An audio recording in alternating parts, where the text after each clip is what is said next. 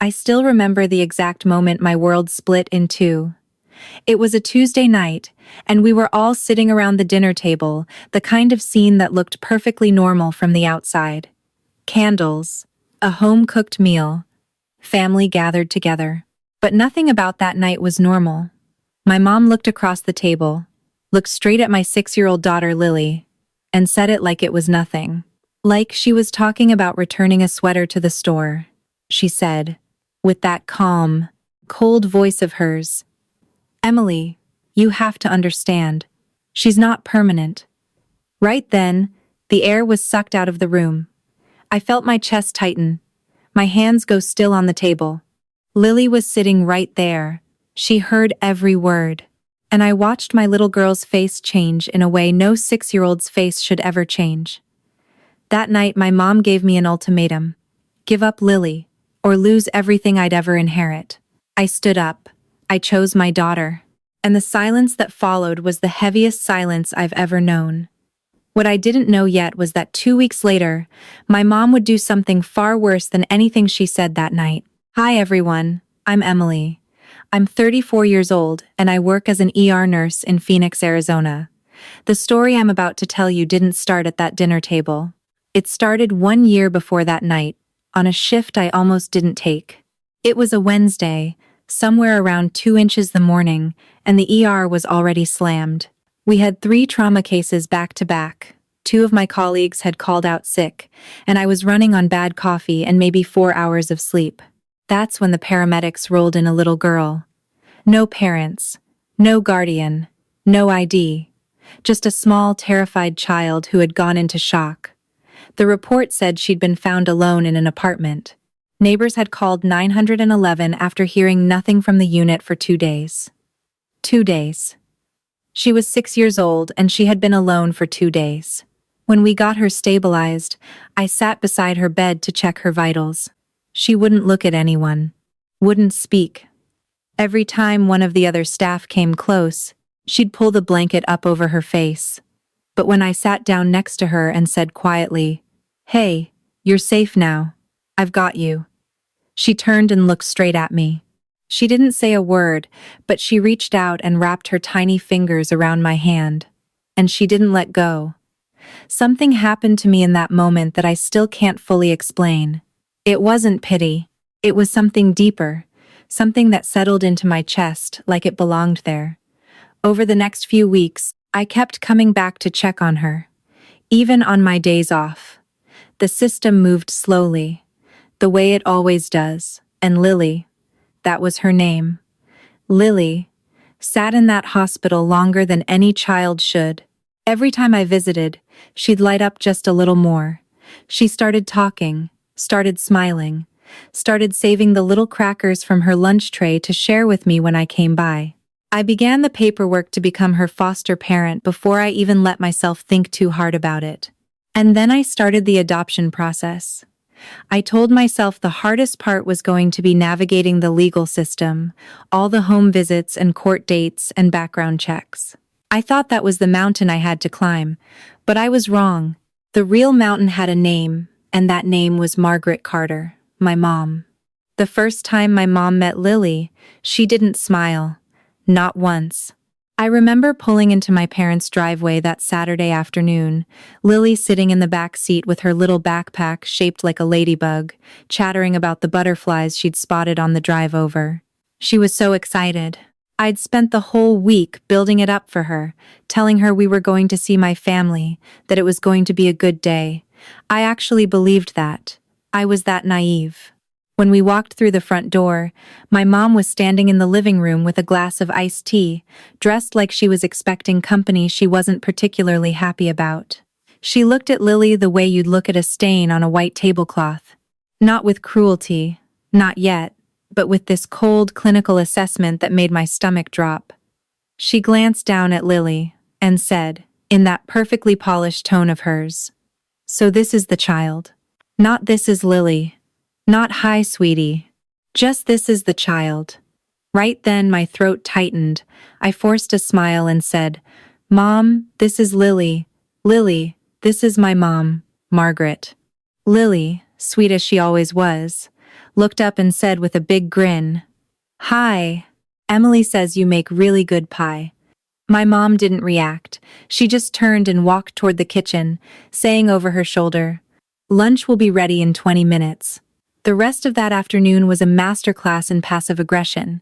My mom asked Lily where she was from, and when Lily gave the simple, honest answer a 6-year-old would give, my mom made a sound, not quite a word, just a small dismissive hum, and changed the subject. When Lily accidentally knocked over a cup of juice at the table, my mom went completely still, pressed her lips together, and said in a measured voice, "Emily, you'll want to get that before it stains." Not a word to Lily. Not "it's okay. Accidents happen." Nothing. Just that tight, controlled composure that was somehow worse than yelling. I cleaned it up. I told Lily it was fine, but I could see it on her face. Kids are so much smarter than adults give them credit for. Lily knew. She didn't know exactly what was wrong, but she felt it the way a dog feels a storm coming. By the time we were leaving, she'd gone quiet. She climbed into the back seat without her usual chatter, hugged her ladybug backpack against her chest, and stared out the window. "About 10 minutes into the drive home," she said softly, without looking at me. "Emily, does your mom not like me?" And I felt something crack open inside my chest. I reached back and squeezed her hand and told her, "She just takes time to warm up. That's all." But even as I said it, I knew I was lying. Not to protect my mom, to protect Lily, and maybe, if I'm being honest, to protect myself from accepting what I'd already seen. Over the next few visits, things didn't get warmer. They got quieter, which in my family meant they were getting worse.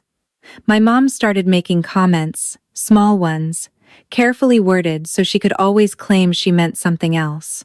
Things like, "It's interesting that you've taken this on, Emily. Not everyone could handle that kind of commitment." Or, "Of course, children from difficult backgrounds need so much more. Are you sure you're equipped for that?" Every time, I'd let it slide. I'd tell myself she was adjusting. I'd tell myself she just needed time. But Lily started hesitating at the front door every time we visited. She'd stand on the porch just a half-second too long, like some part of her was deciding whether it was safe to go in, I noticed. And I said nothing. That was my mistake. Because 3 days after our last visit, my mom called me, and that phone call changed everything. She didn't yell.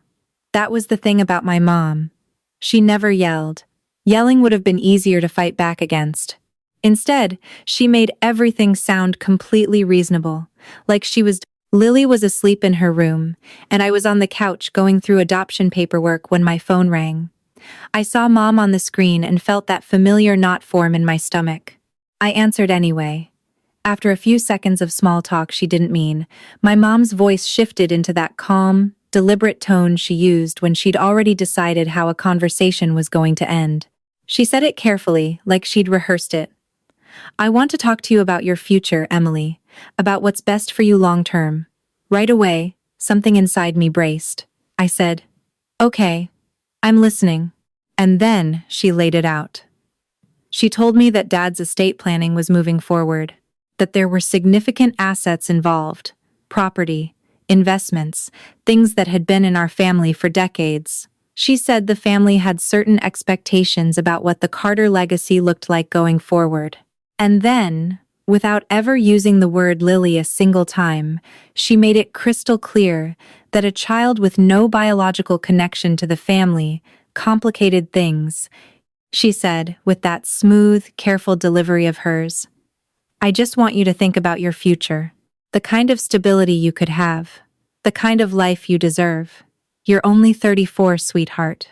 You have so much ahead of you. And a decision like this, something this permanent, it deserves serious thought." I sat there on my couch, the adoption paperwork spread across the cushion next to me, and I felt the ground shift under me. I knew exactly what she was saying. She just wasn't saying it out loud, so I couldn't call her on it. So I said it for her. I said, "Are you telling me to give up Lily?" A pause. Then, in the gentlest voice she could manage, she said, "I'm telling you to think about what you're giving up by keeping her." Right then, Something cold settled into my chest. Not just anger. Something heavier than anger. I told her I needed time to think. She said she understood. She said she'd give me a few weeks. And then she said, almost as an afterthought, almost like it was nothing, I just want what's best for you. That's all a mother ever wants. After I hung up, I sat in the silence of my apartment for a long time. The paperwork on the couch suddenly felt like it weighed 100 pounds. I won't lie to you. There was a part of me, a small, scared part that I'm not proud of, that wavered. Not because I didn't love Lily. I loved that little girl with everything I had. But because my mom had found exactly the right pressure point and pressed on it hard. I grew up in that family. I knew what it meant to have their approval, their support, their resources behind you, and I knew what it felt like when all of that was withdrawn. I'd watched it happen to others. I knew how cold that particular silence could get. I got up and walked quietly to Lily's room. I pushed the door open just enough to see her. She was curled up on her side, her stuffed rabbit tucked under her chin, her face completely peaceful in a way it hadn't been when she first came to me. In those early weeks, she used to cry out in her sleep. She used to wake up confused and terrified, not knowing where she was. It had taken months to get here, to this quiet, to this peace. And my mom wanted me to hand that child back to a system that had already failed her once. I stood in that doorway for a long time.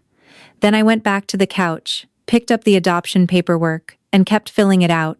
But the anxiety didn't go away. It sat in the back of my chest like a splinter I couldn't reach. I kept telling myself I could handle my mom. I kept telling myself I could manage it, keep the peace, find some middle ground. I spent the next few weeks walking a tightrope I pretended wasn't fraying. I brought Lily to family dinners. I smiled through my mom's pointed silences. I convinced myself I was holding it together.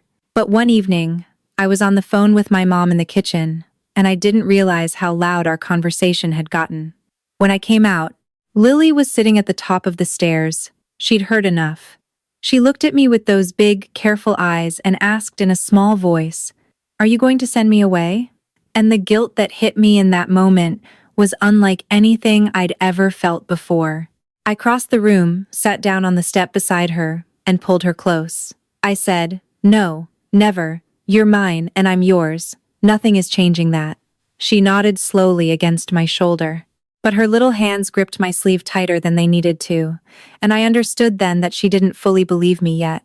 She'd been let down too many times before. I had to show her, not just tell her. I thought I still had time to figure out how to do that while keeping my family from completely falling apart. I was wrong. Because the dinner was coming, and nothing I could have done would have prepared me for what happened at that table. The room went quiet the moment she said it out loud. But I'm getting ahead of myself. Let me take you back to the beginning of that night, because you need to understand how it started before you can understand how badly it ended. It was a Sunday. My mom had called earlier that week and invited us to dinner, and something about her voice was different. Softer.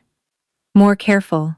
She said she wanted to try again, that she wanted to make things right. I wanted to believe her. I think some part of me will always want to believe her, no matter how many times she proves me wrong. That's what it means to love a parent who keeps hurting you. So I got Lily dressed in her favorite yellow sweater, the one with the little flowers on the collar, and we drove over. Lily was quiet in the car. She'd been to enough of these dinners to know they weren't always safe. But when I glanced in the rearview mirror and told her with a smile, "It's gonna be okay tonight, I promise," she gave me a small nod and looked back out the window. I should never have made that promise. When we arrived, the table was set nicely. My dad was there, my mom's sister Patricia, and Patricia's husband. Everyone was cordial at first, the way people are cordial when they're waiting for something. We got through the salad. We got through most of the main course. Lily was being so good, sitting up straight, using her manners, answering politely when Patricia asked her about school. I was starting to exhale, starting to think maybe tonight would be different. And then my mom set down her fork, folded her hands on the table, and looked at Lily with that expression I'd learned to dread. That composed, bloodless expression that meant she'd decided something. She said it slowly, clearly, loud enough for everyone at the table to hear. "Lily, sweetheart, do you understand what it means to be a foster child?" The table went still. I felt the hair on the back of my neck stand up. Before I could say a word, my mom continued, her voice never rising, never cracking, perfectly controlled. "It means some arrangements are temporary. It means sometimes people make decisions that are better for everyone in the long run. You understand that, don't you?" Right then, something inside me snapped. Not cracked, snapped, clean through. I looked at my little girl's face. Lily had stopped moving entirely. Her fork was still in her hand, suspended in the air, and she was staring at my mom with an expression that broke me completely. It wasn't confusion, it was recognition. She'd heard this kind of language before, from caseworkers, from adults who spoke about her life like she wasn't in the room. She knew what temporary meant when adults used it about her. I pushed back my chair and said, with a voice I fought hard to keep steady, "Mom, stop." My mom tilted her head slightly and said with that infuriating calm, "I'm just having an honest conversation." She's old enough to understand reality, and that was it. Whatever restraint I'd been holding onto for months, let go all at once. I said, loudly enough that nobody at that table could pretend they hadn't heard. "She is my daughter. She is not a temporary arrangement. She is not a topic for your dinner table conversation. And you will not speak to her that way, ever again." My mom's jaw tightened. Patricia looked down at her plate. My dad said nothing, which was its own kind of answer. My mom's voice dropped even lower, which somehow made it worse. She said, "If you walk out of here tonight, Emily, don't expect things to be the same. There are consequences to choices like this." I looked at her for a long moment. Then I looked at Lily. My daughter had put her fork down and was staring at her plate, her small shoulders pulled in tight, trying to make herself smaller, trying to disappear. Something about that image, that tiny girl trying to shrink herself at a dinner table because an adult had made her feel like she didn't belong, that image lit something in me that I don't think will ever fully go out. I stood up, walked around the table, and crouched down beside Lily's chair. I said quietly, just for her, "Hey, let's go home, okay? Just you and me." She looked up at me with eyes that were glassy but trying hard not to spill over. She nodded once. I helped her with her sweater, picked up her little bag, and we walked to the door together. Behind us, the table was completely silent. My mom didn't call after me. She didn't apologize. She just let us leave. And that silence followed me all the way to the car. In the parking lot, Lily finally let herself cry. Not loud, not dramatic. Just those quiet, exhausted tears that hurt the most to watch. I buckled her in, got in the driver's seat, and sat there for a second with my hands on the wheel. Right then, I understood something with total clarity. There was no middle ground anymore. There was no managing this, no keeping the peace, no finding a version of this story where everyone was okay. I had to choose, and I'd already chosen. What I didn't know yet was that my mom had already made her own choice too, and hers was going to be so much uglier than mine. My grandmother had been silent for years, not in the way some old people go quiet because the world has worn them down. Helen Carter was silent the way a deep river is silent, still on the surface, but with an enormous amount moving underneath. She was 84 years old, and she had watched my mom run the family dynamics for decades without ever once stepping in. So when she called me the morning after that dinner and said with a calm, unhurried voice, "Emily, I need you to come see me today, alone," I knew something had shifted. I dropped Lily off with my neighbor and drove to my grandmother's house on the east side of Phoenix. It was a small adobe house with a big porch and a garden she'd been tending for 40 years. She was sitting outside when I pulled up, 2 cups of coffee already on the table between the chairs, like she'd known exactly when I'd arrive. I sat down across from her. She looked at me for a long moment, the way she always did, like she was reading something just behind my eyes. Then she said, without any preamble at all, "I heard about last night." I nodded. My throat felt tight. She wrapped both hands around her coffee cup and said quietly, "Your mother has been making decisions for this family for a long time, and I have let her. That was my mistake, not yours." Right then, something in my chest loosened just slightly, like a knot that had been pulled too tight for too long finally getting some slack. I asked her what she meant, and that's when my grandmother told me something that reordered everything I thought I understood about my own family. She told me that the property, the investments, the assets my mom had been dangling over my head like a weapon, none of it was actually my mom's to control. My grandmother was the one who held the trust. She had set it up decades ago, quietly, carefully, the way she did everything. My mom had been operating as though she had authority over it, and my grandmother had allowed that assumption to stand because it kept the peace, until now. Helen set down her coffee cup, folded her hands in her lap, and looked at me steadily. She said, "I've been watching your mother use that money as a leash for years. I watched her do it to your father. I watched her try to do it to you, and I am not going to sit here and watch her do it to that little girl." My eyes burned. I pressed my lips together and said nothing, because I didn't trust my voice right then. My grandmother continued, "I've already spoken to my attorney. I'm updating the trust. You will be named directly. Your mother will have no authority over what happens to those assets, and no ability to use them as leverage against you." I stared at her. I said, "Grandma, you don't have to do that."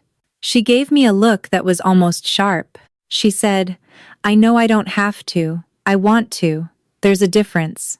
For a moment, sitting on that porch in the warm Phoenix morning, I felt something I hadn't felt in months. Relief. Real, physical relief. Like I'd been holding my breath underwater and finally broken the surface. But my grandmother wasn't finished. She reached across the table and covered my hand with hers. Her skin was thin and cool and steady. She said carefully, "But Emily, I need you to understand something. What I'm doing protects you legally. It does not protect you from your mother's reaction, and I need you to be ready for that, because she will not accept this quietly." A cold feeling moved through me, even in the warmth of that morning. I asked, "How bad do you think it'll get?" She was quiet for just a moment. Then she said, with that same unblinking steadiness, "I think she'll fight. I think she'll make it about principle so she doesn't have to admit it's about control. And I think she'll find the most painful way she can to do it."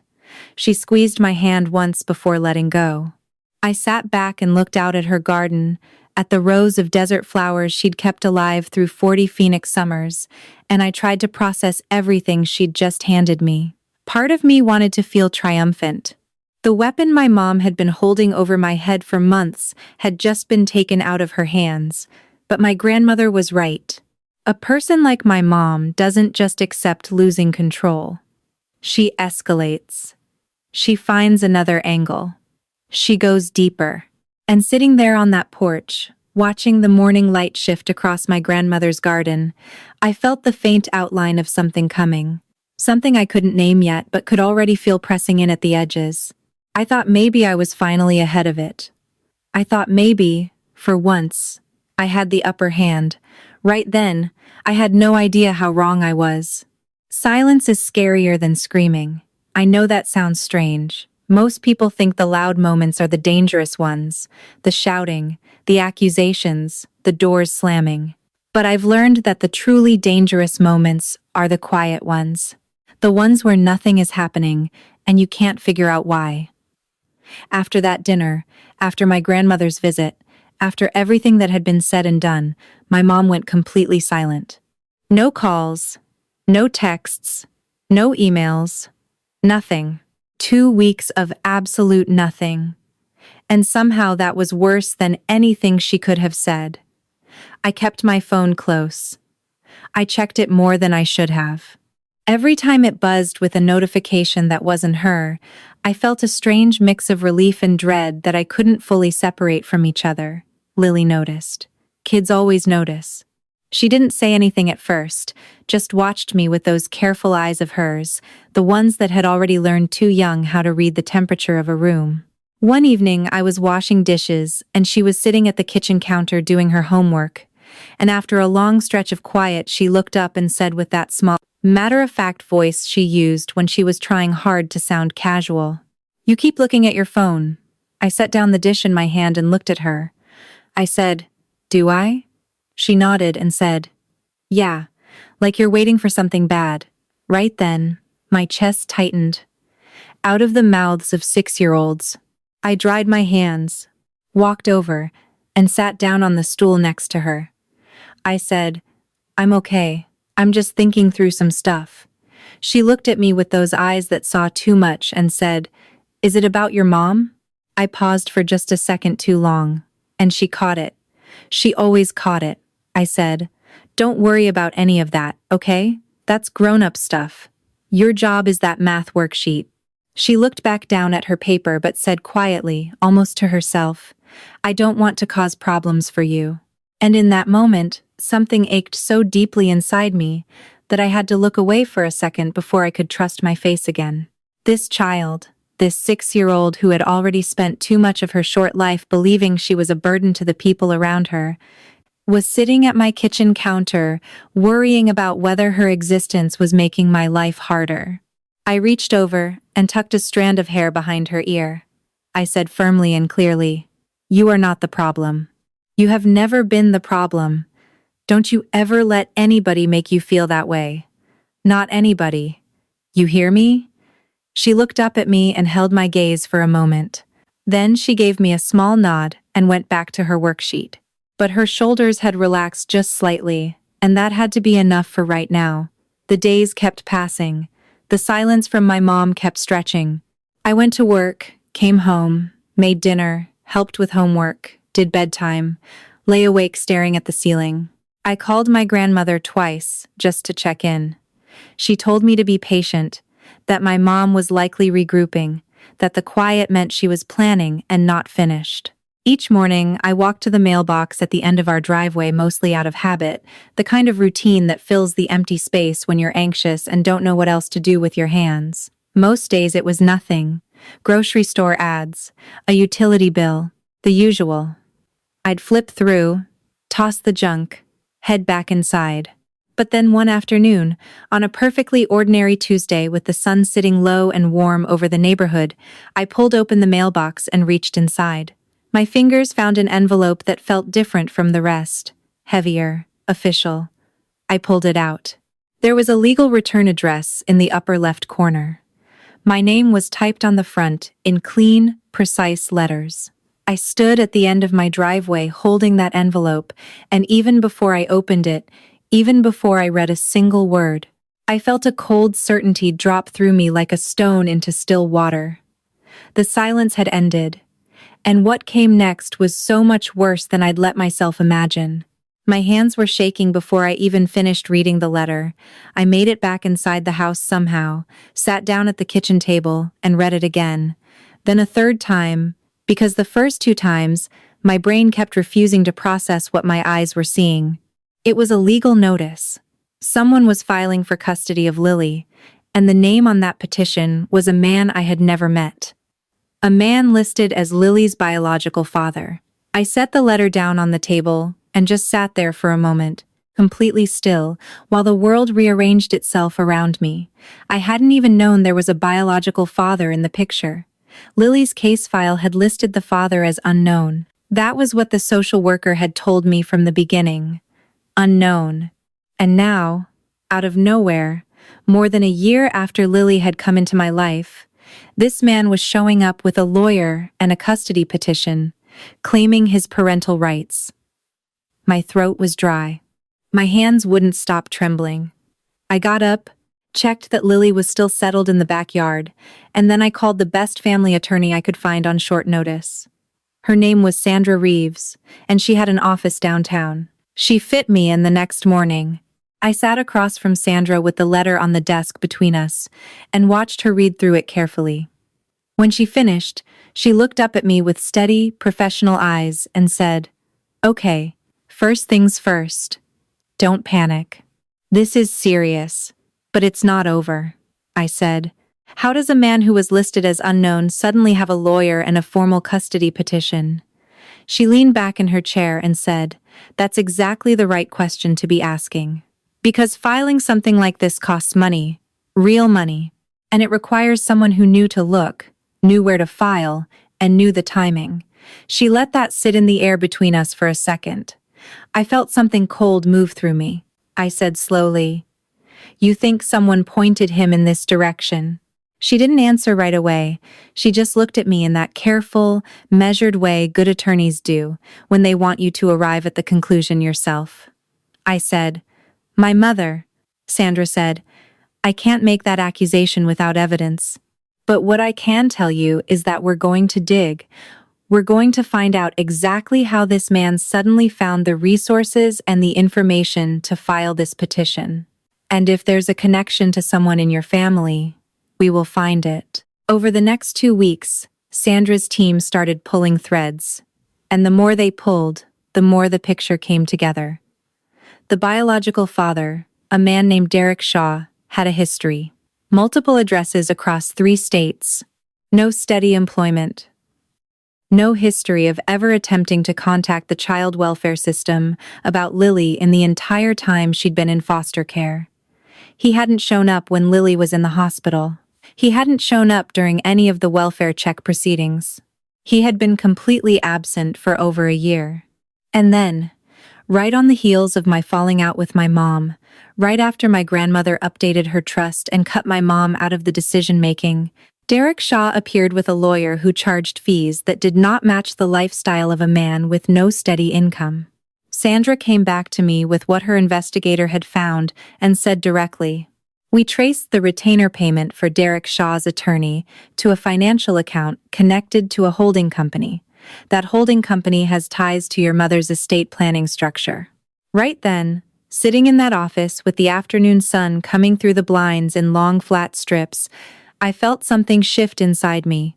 Not surprise, not even shock, just a deep, exhausting sadness that the person who was supposed to love me most in this world had gone this far.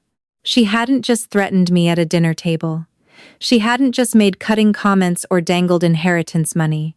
She had gone out and found a man with a legal claim to my daughter and handed him a weapon. She had funded a custody battle against her own grandchild. I said to Sandra, very quietly, She's using him to take Lily away from me. Sandra met my eyes and said, That's what it looks like. And we're going to make sure the court sees exactly what this is. I drove home that afternoon with Sandra's words running through my head, trying to figure out how to walk back into my house and be present for Lily, how to make dinner and help with homework and do bedtime, like my entire life wasn't being threatened from 2 directions at once. When I got home, Lily was at the kitchen table drawing. She'd made a picture of the 2 of us standing in front of our house, both of us, with big round yellow suns above our heads and enormous smiles that took up half our faces. She held it up when I walked in and said with total pride in her voice, I made this for you. It's us. See, that's me and that's you, and I gave us both the same color hair, even though yours is different, because I wanted us to match. Right then, my eyes burned so hard I had to blink fast and look at the ceiling for a second. I took the drawing from her, looked at it for a long moment, and said, It's perfect. I'm going to put it on the fridge right now. She beamed, and I turned toward the fridge so she couldn't see my face, because I was not going to let her see me fall apart. I was going to hold it together. I was going to fight. What I didn't fully understand yet was that the most powerful moment of this entire fight wasn't going to come from me or from Sandra or from anything we built in that lawyer's office. It was going to come from a 6-year-old girl sitting in a courtroom. And it was going to change everything. I thought I had to fight for her. I had spent weeks preparing for that.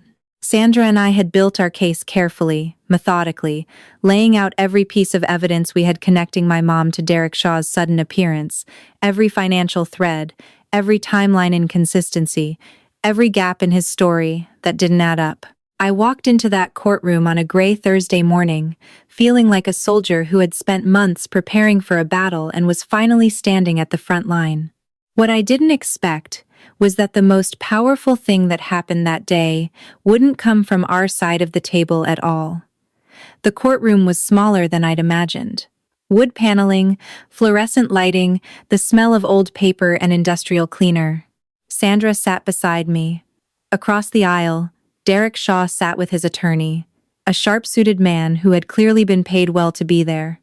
Derek himself looked uncomfortable in a way that told me he hadn't fully thought through what he'd agreed to.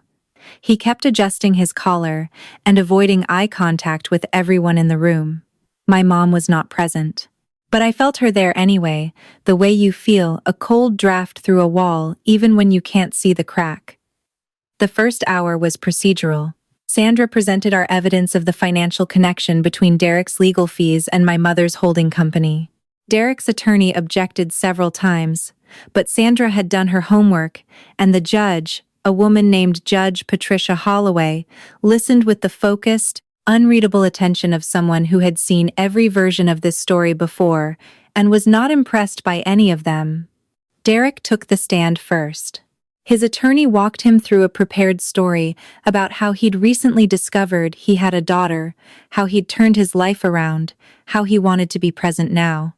It was rehearsed in the way things are rehearsed when someone has been told what to say but doesn't fully believe it. Sandra cross-examined him with the quiet precision of someone dismantling a structure bolt by bolt. She asked him about the dates.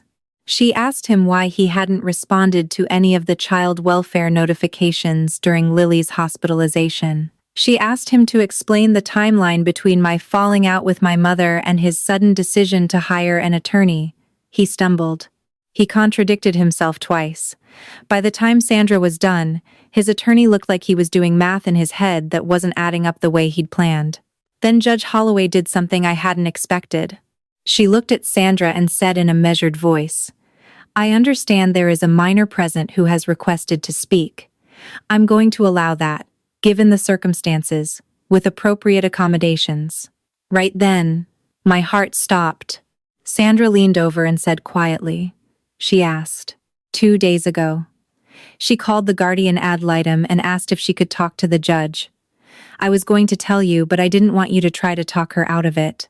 I turned and looked at Lily, who was sitting in the row behind me with Sandra's paralegal. She was wearing her yellow sweater, the same one from the dinner, and she was sitting up very straight with her hands folded in her lap. When she caught my eye, she gave me a look that was so steady, so certain, that it nearly undid me completely. A chair was brought forward and positioned so Lily could sit facing the judge without having to face the full courtroom. Judge Holloway leaned forward slightly, softened her voice, and said directly to Lily, "Hi there. I understand your name is Lily. You wanted to say something today. Go ahead, sweetheart. Take your time."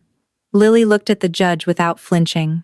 She sat up even straighter, took one careful breath, and then she spoke. Her voice was small, but it didn't waver. She said, "I know I'm just a kid, and I know grown-ups usually decide everything. But I've been in a lot of places where nobody asked me what I wanted. And I just want to say that Emily is my mom. Not because of paperwork, because she came back every day when she didn't have to, because when I woke up scared she was there. Because she puts notes in my lunch and remembers that I don't like the crusts cut off anymore because I changed my mind, and she didn't get mad about it, she just stopped cutting them."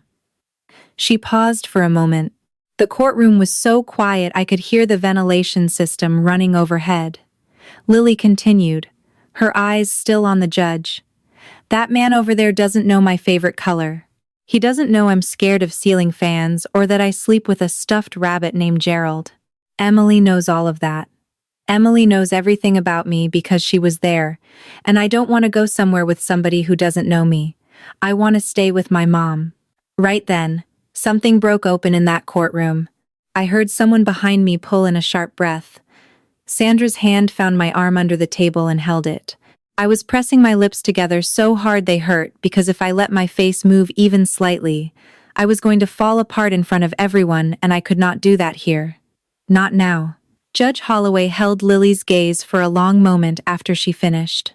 Then she said gently, Thank you, Lily. That was very brave. Lily nodded once and climbed down from the chair and came back and sat beside me and slipped her small hand into mine without a word. I held on. Derek Shaw's attorney requested a brief recess. During that recess, Sandra told me that the financial evidence combined with Lily's testimony had effectively collapsed the credibility of Derek's petition. When we reconvened, Judge Holloway was direct and unsparing. She stated that the evidence presented strongly suggested the petition had been filed not out of genuine parental interest, but as a legally weaponized action funded by a third party with a demonstrable personal conflict of interest. She said that the child's clear, consistent, and credible testimony regarding her established bond with her foster parent was a significant factor in her assessment. She looked at Derek Shaw and said with the flat, even authority of someone who had made up her mind long before she said the next word, "This petition is dismissed." Furthermore, given the evidence of third-party funding and the nature of that connection, I am referring this matter to the appropriate authorities for further investigation into potential interference with adoption proceedings.